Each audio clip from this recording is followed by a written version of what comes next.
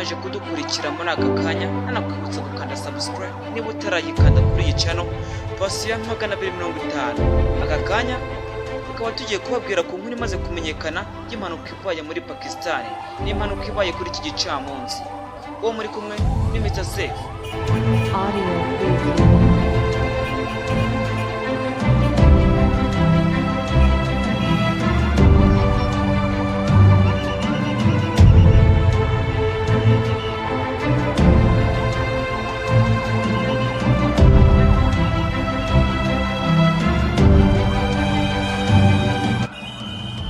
iki gicamunsi cyo kuri uyu wa gatanu tariki ya 22 Gicurasi umwaka wa 2020 nibwo inkuru y'incamugongo isakaye k'indege ya kompanyi itwara abantu ya Pakistan ikoze impanuka.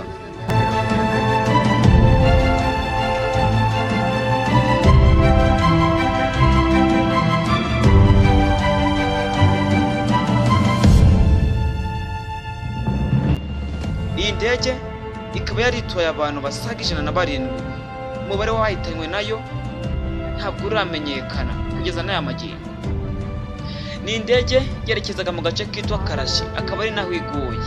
Ako gace kakaba ari ako muri Pakistan. Iyi ndege yari hagurutse mu kandi gace ko muri Pakistan. Byo aka gace ka Karachi iyi ndege iguyemo akaba ari agace gatuwemo n'abantu benshi.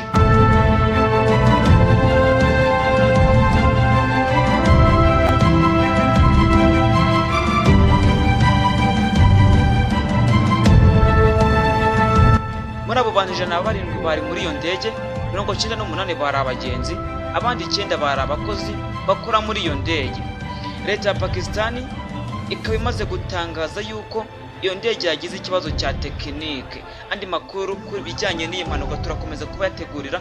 Icyo nkwibutsa ni ugukanda subscribe kuri pasi ya 250, share, like na comment, ukaduha igitekerezo cyawe ukatubwira icyo twakongeramo ndetse n'ibitagenda neza.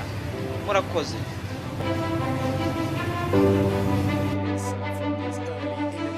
Uwo mwari kumwe ni Mr. Safe.